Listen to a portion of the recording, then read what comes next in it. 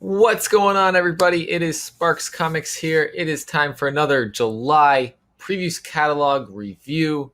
This one is going to be on Scout Comics, so stay tuned for that. There's a lot from Scout this month in the catalog, lots of ongoing things and some new things that they've got coming up that look pretty exciting, so we're going to get into those. But first, it's time. Do the thing, subscribe to the channel, like the video, and let me know what you're looking forward to from Scout Comics that's in the July previews catalog right now.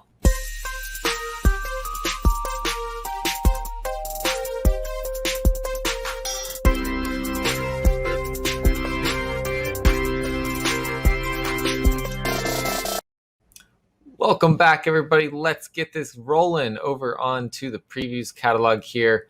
Like in the other videos, I've told you, this one, the initial order cutoff is July 26th, but if you can, get your orders in for July 18th when the previews order form is due. But July 26th, really the deadline at that point to order these books. Scout is over on the FOC for Lunar, but the sooner you tell your shops about these, the easier it is for them to figure out orders. FOC is always that last chance to make sure that you get in on something. So let's start off here. We got a new one, a mini series from Scout called Impossible Jones. We got issue number 1 of 4. Carl Kessel is the writer and the cover artist, and David Hahn is doing the interior art and cover art as well. Explosive first issue, the gritty origin of comics' new sensation. A thief gets powers, is mistaken for a superhero, and runs with it, with no intention of giving up her criminal ways.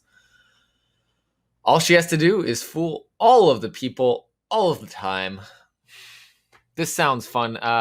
Full Throttle Thrills by Carl Kessel and David Hahn. This actually, this is the first time I'm actually looking at some of these. I want to give you guys genuine reactions to them. And this looks fun. Different take on the villain and hero thing going on there. I dig it. It's got a diamond spotlight here, and it's got that spotlight for a reason. Moving on, Black Cotton's going to be concluding here with issue 6 of 6. Patrick Foreman, Brian Hawkins, Marco Perugini, and Marcelo Henrique Santana on this one. I've heard people really loving this one. This one I haven't gotten to read. It's ended up here, so hopefully it ends on a good note with deciding what they want to do in the end. Keep it moving over here to Scout Comics' horror imprint Black Caravan. We've got Broken Souls Ballad issue number 3 by Massimo Rossi and Ludovica Serragati. The hunt has begun at St. Abigail's. The brothers and sisters have managed to gather all the pieces of the puzzle, and the awakening of the special children has attracted the attention of their most monstrous servants. Will they be able to summon the necessary strength and courage to find each other and escape from this common and dangerous enemy, or will they become weapons in the hands of evil men? So this comes out September. Issue 2 is coming out in early August. Issue 1 was out about a month and a half ago. So I loved issue number 1. I love Massimo Rossi's writing, and I'm in on this one because of that. We've got By the Horns, issue number 6. That's right, 6 of 7. I heard it might become ongoing, but so far it's still saying 6 of 7 in the previous catalog. Marquise Nasso on the writing and Jason Muir on the art and cover art here. This has been such a fun story and lots of twists and turns, and will she or won't she kill the unicorns? It's great. I love it. We're on issue, I think 3 issues have come out so far. It's picking up, coming out more frequently now. And so we'll be on issue 6 come the end of September. Moving forward, Canopus is getting a trade paperback. I just got to read Canopus issue number 1. This one from Dave Chisholm, and I really enjoyed it. So I got to read the rest of this now. This might be my way to do it if I can't find the single issues. Another one from Black Caravan. We've got Cherry Blackbird issue number 3 of 5 by Joseph Schmalke. I have not gotten to read issue number 1, but I do have the second print on pre-order that should be coming out very soon. But this will take us into issue number 3 of 5. Track 3, Me Gusta Cocaine. So that brings us to our next book here. Corset issue number 1. Juri Kearney and Elena Kiyushnikova. This sounds interesting just based off of I without reading the description, I get a nice vibe from this cover. It looks a little steampunky. So let's see. Master Gregoire de Alpin is a world-famous fashion designer and inventor. His groundbreaking corsets fascinate and inspire millions of people around the world. It's been years since he showed his face in public, living in seclusion in his mysterious clock tower above the Gothic city. One night, a young and naive girl named Elise runs the master's grand fashion show. Dalpin invites her to his tower where he plans to reveal his dark secrets to her. But first, she must give him something in return. I like it. I like the mystery and maybe thriller that we got coming to us here. There's a prestige edition. Looks like for a magazine-sized prestige edition version of this issue number 1. So if you're looking for regular size, you got it. But we also have a magazine-sized version as well. The Impure issue number 1 had come out a little bit ago, and now it's a Scout nonstop title, so that means it's being collected, the rest of it, into this graphic novel here. Ralph Singh on the writing, various artists, including cover artists Hannes Radke and Ralph Singh, and we got Castor, a homeworld to siblings Nero and Minerva being destroyed by aliens. They decide to join the dreaded Impure, who are living weapons created by merging elite soldiers with godlike beings. When Minerva unexpectedly betrays her brother and all they believed in, it falls to Nero to stop his sister before she reaches the alien alliance. Can he stop her before what she stole can turn the tides of war and spell humanity's downfall? It was a pretty fun little sci-fi thing that I read in issue number 1, but I didn't quite understand everything that was going on. Reading the full novel, that's probably going to bring more of that about. Understanding there. Locust issue number 4 of 8, another Massimo Rossi title from Scout. This one has been excellent. I just got to read issue 1 and 2 finally. Alex Nieto on the art for this. The journey is continuing in the present and in the past. The present Max gives his all to find little Stella and save her from the clutches of the fanatic Ford.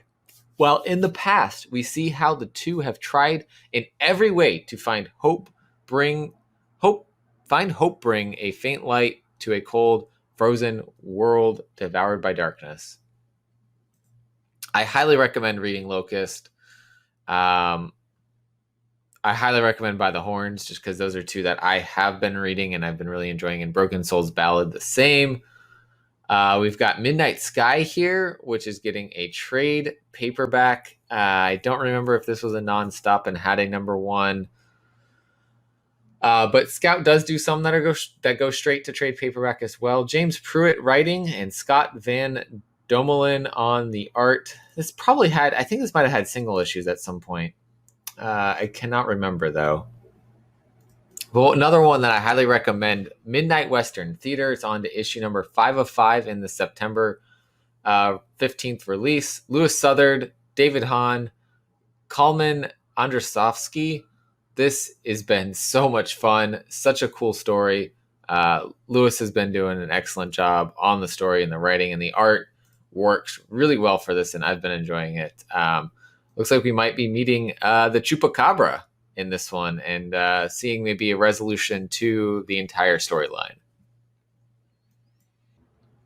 Next up, we have Mullet Cop #1. This one by Tom Lintern. This was an interesting. I read the ash can for this. It was pretty interesting. I'm not 100% sure what's going on in this story and what set it all up. But after a near-death experience, a mall cop goes undercover as a manager at all-you-can-eat buffet. With the help of his coworkers and a supercomputer microwave called MIT, Mall Industries 2000, he takes on crime boss Robo Granny and her gang of thugs. Sounds super cool. There wasn't enough in the ash can to really pick up the whole storyline, but I had a fun time looking at the ash can. This one looks excellent cover art there. Rob Pryor on that cover. Jake Hearns, Jeff Marsick, and Kirk Manley doing this story. Night of the Cadillacs, issue #1 of 2. In the spirit of Lost Boys and Warriors, Night of the Cadillacs is a high-octane, genre-bending mix of horror, hard action, forbidden love, and street culture. Rival supernatural gangs come to Earth on an overnight raiding mission to retrieve life-storing blood from humans. While the gangs battle among themselves for prized captives, a defiant and charismatic gangbanger breaks free from his crew to go on the run with a rebellious 18-year-old human girl to protect her from his predatory family.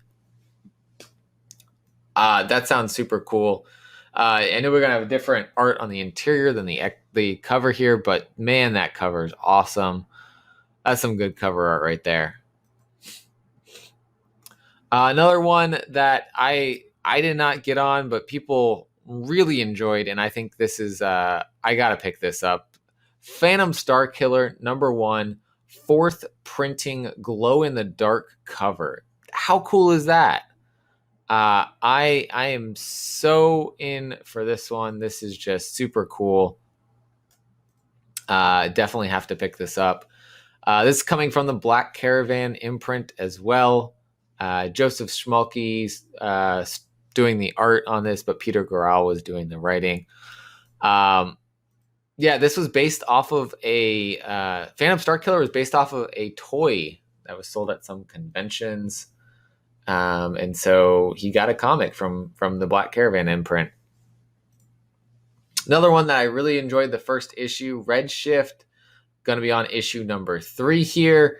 HS Tack, Brent David McKee, and Amansi Nahulpan. As Felion travels further away from home, the explorers work to gain each other's trust while Tiberius discovers some inconvenient truths about the rule of law on Mars. This was really cool in that they seem to be searching for a world for humanity to live on, and they're doing that from a Mars base. So I enjoyed issue #1. Looking forward to the rest of this one. Another one that is continuing here, that issue 1 came out a little while ago, Snatched, issue #2. Sheldon Allen and Mauricio Campatella on this one. An incident at the strip club drives Andre to realize he's outgrown his job and further solidifies his decision to take Harold up on the offer to buy 1 ton of human hair. In Las Vegas, Mo discovers his bride is every bit the loose cannon as her homicidal father. Up in Oakland, Mr. Lee's mysterious tormentor ups the ante by striking close to home. It's got a cool puppy on the cover. I don't even know how that relates to the story, but there's a cool puppy on the cover. That's awesome. Maybe that's what they're going for, distracting with the cool puppy. Another one that's being collected in a trade paperback here. It's a new printing. This is Solar Flare, Volume 1, Fort Myers. James Hake and Branko Jovanovic.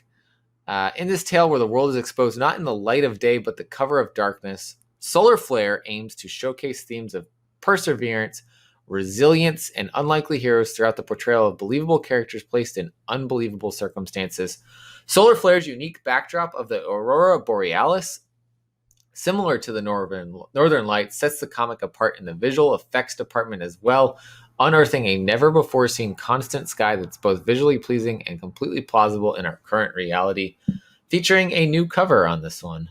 So it's been printed before, it's the new printing.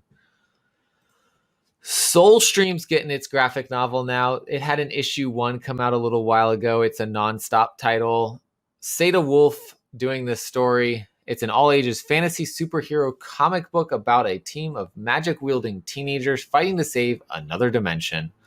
It's almost the end of winter break, and Marie is on a reluctant hike through the woods with her brother when they discover a mysterious portal and find themselves in another dimension. Marie is contacted by the mage goddess, who gives her the magical ocean bracelet, an item that allows her to transform into the superhero Soulstream.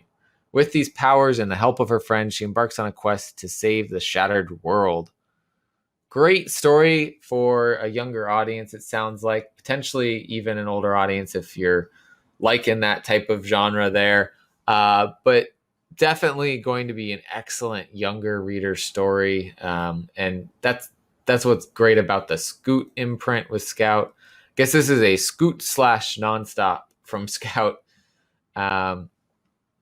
And this one here, Tart, is back again with another one-shot, Devils and Demagogues. Kevin Joseph writing, Ludovic Saleh on the art.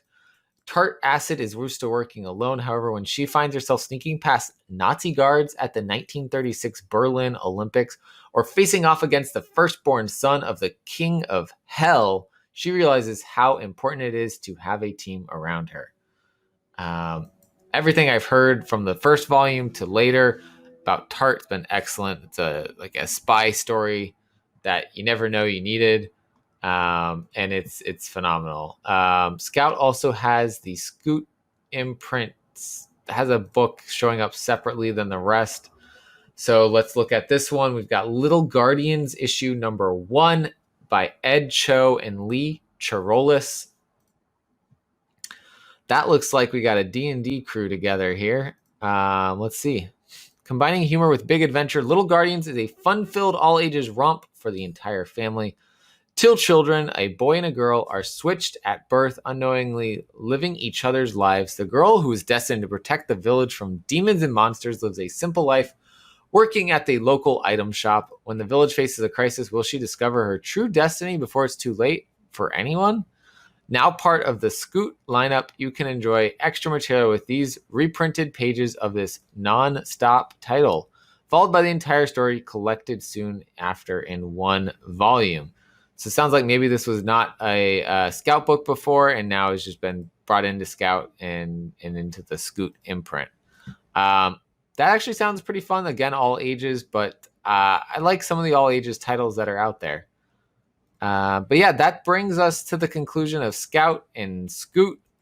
I hope you guys are, enjoying these videos and the content that's giving you that review of the previous catalog. If you've made it here and you have not done so already, please subscribe, comment, like the video, do all the things. Let me know, are you picking up any of these Scout books when they come out in September? Are you doing your pre-orders? Sound off in the chat below, and we'll catch those comments, and we'll keep the interaction going on this. So thank you guys for watching. As always, collect what you love, and we'll catch you guys next time.